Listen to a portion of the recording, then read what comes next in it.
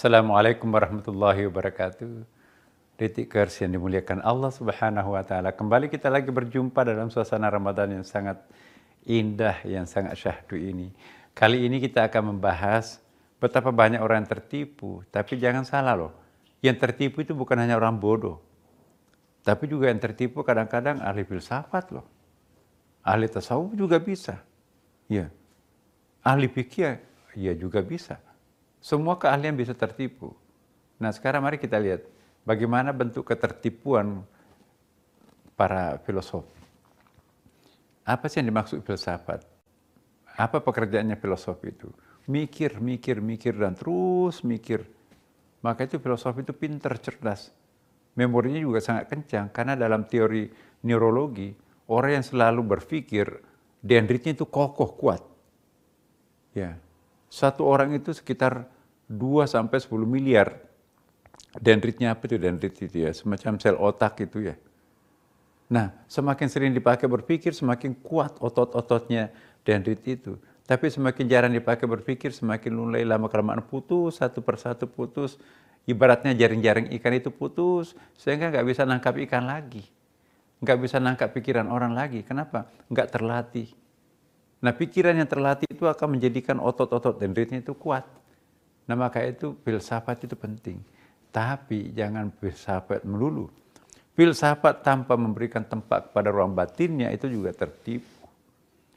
Saking asiknya berpikir, semua juga Tuhan pun juga mau dipikirkan. Akhirnya kesimpulannya nggak ada Tuhan.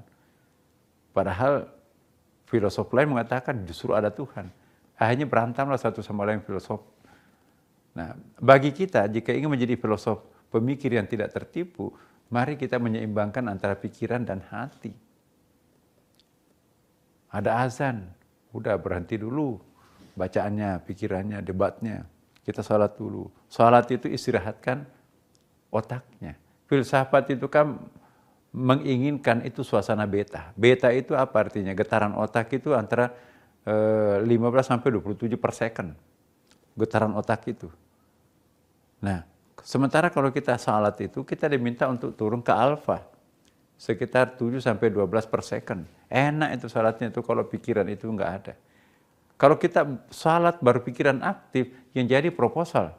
Nostalgia bermunculan kan. Tapi kalau kita kecoh otak itu, Allahu Akbar. Enak itu. Maka itu ada shock terapi kan namanya. Shock terapi itu apa maksudnya? Turunkan beta menjadi alfa. Kalau beta pikiran yang aktif, nggak bisa khusyuk. Maka itu kita berwudu dengan air dingin. Ya, basuh pusat saraf ini. Kata Profesor Ehrenfeld, pusat saraf manusia itu tersimpul di bagian kepala, bagian tangan, dan bagian kaki. Nah, kalau kita membasuhi air segar itu, maka turunlah suasana beta itu menjadi alfa. Alfa itu enak merenung, enak berpikir, enak bertumak nina ya, khusyuk. Allahu Akbar. Enak salatnya.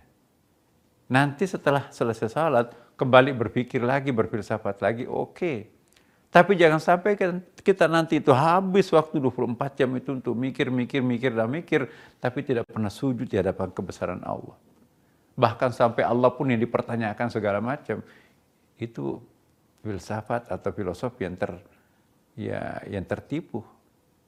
Nah, supaya kita memanfaatkan waktu hidup ini, seluruh potensi kehidupan kita itu, akal ini berpikir, hati ini untuk merasa, ya kan? Jadi kita harus menyeimbangkan. Kalau otaknya jalan terus tapi hatinya nggak pernah diasah, atau sebaliknya perasaannya diasah terus tapi otaknya nggak pernah diasah, itu terjadi ketidakseimbangan. Nah, orang yang filsafat yang tertipu, filosof yang tertipu, ialah orang yang hanya rajin berpikir, termasuk memikirkan apapun itu gila tuh. Tetapi sesungguhnya dia nggak pernah merasakan betapa nikmatnya merasakan sesuatu keindahan manakala seorang hamba dengan Tuhannya berdekatan. Itu bukan wilayahnya akal, tapi wilayahnya hati. Maka itu para pemikir, para filosof, jangan terkecoh, jangan tertipu. Mari kita mendekatkan diri kita kepada Allah. Bulan suci Ramadan ini, beri waktu, ruangan batin kita itu untuk mengkonsumsi betapa nikmatnya bulan suci Ramadan ini. Semoga Allah memberkati kita semuanya para pemirsa. Sampai jumpa lagi. Insya Allah pada kesempatan kita akan datang. Wassalamualaikum warahmatullahi wabarakatuh.